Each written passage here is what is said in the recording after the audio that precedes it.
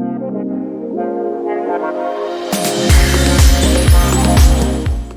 selamat pagi Bu Neri. Terima kasih sebelumnya sudah diberi kesempatan untuk kami bisa ngobrol bersama, ngobrol santai.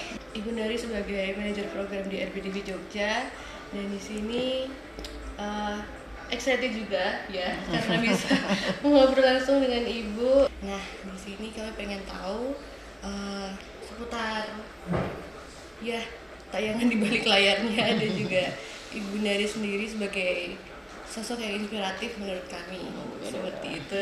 Ya. Oke.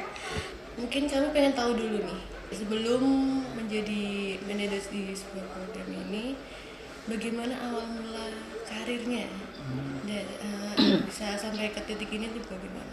Oke. Kalau cerita tentang perjalanan karir, saya sebenarnya ini hidup saya memang selama ini di dunia broadcast terus ya, karena memang ini saya awali sejak saya masuk kuliah gitu.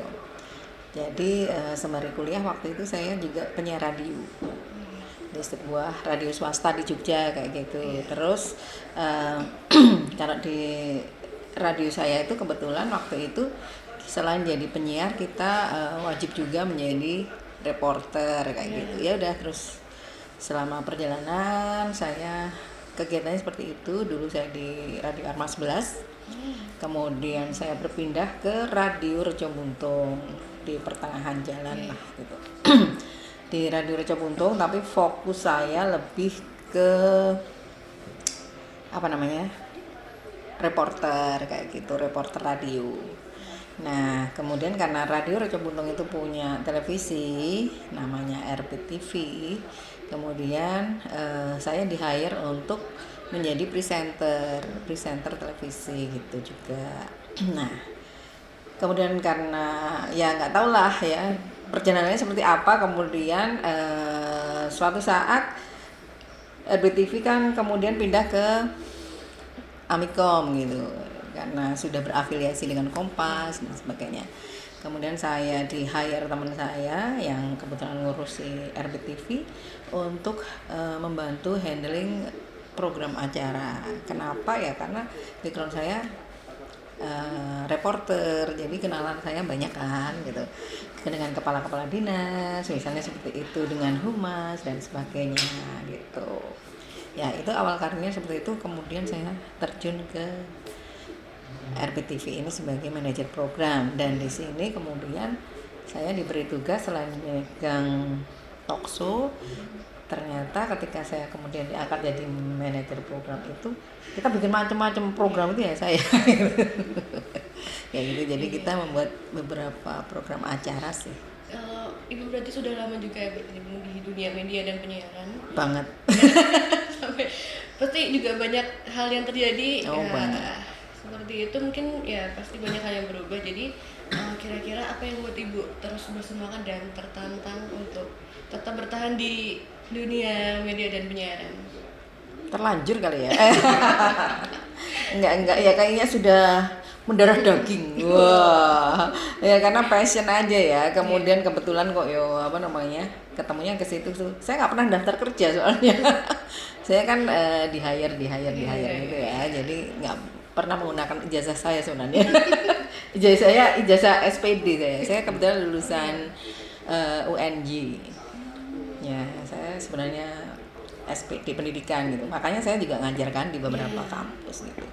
Sesekali kayak gitu. Terus ya itu tadi, karena mungkin ya passion, karena dunianya ya seperti itu. Kemudian sudah senang aja sih dengan broadcasting itu, seru, banyak ragamnya kayak gitu. Terus temennya juga anak muda-muda jadi nggak merasa tua-tua kayak gitu. Anak muda.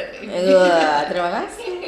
Enggak, kalau program-program yang tayang di RBTV itu kita pengen tahu juga untuk program di balik layarnya itu seperti apa.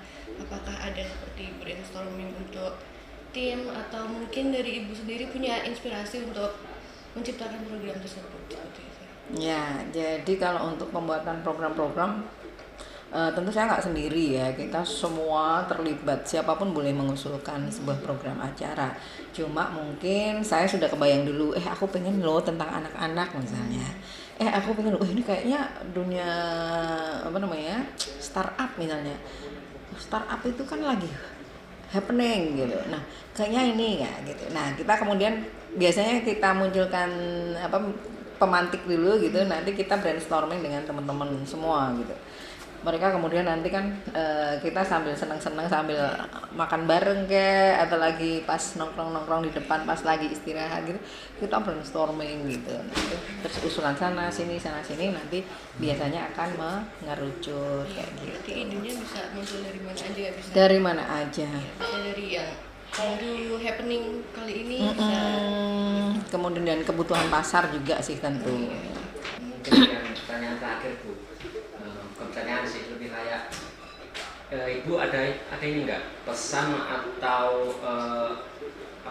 suatu nasihat buat anak muda sekarang dalam meniti karir? Kan zaman sekarang kan di tengah susahnya mencari lapangan kerja kan orang kan masih bingung nih, wah mau bikin karir gimana ya, mending kerja dulu cari uang dulu, karir mah gak usah dipikir. Tuh nasihat Ibu untuk anak muda biar semangat gitu membuat karir biar bisa sukses sukses Ibu kalau bisa.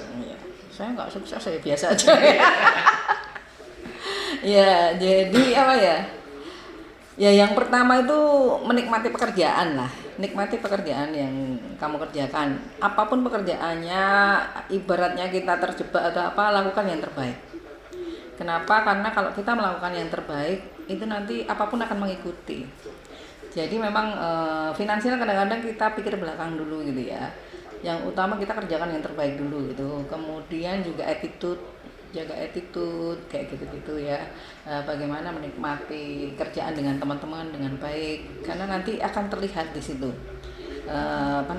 kerjaan kita baik, leadership kita kelihatan, itu otomatis akan mengikuti karir kita gitu.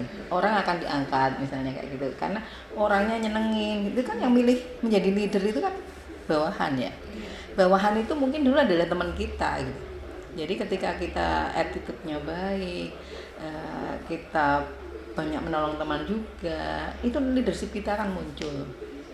Nah di situ juga pasti nanti itu akan membuat kita akan menonjol gitu.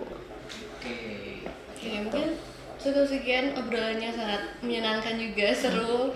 Kita bisa belajar banyak juga dari Ibu secara langsung.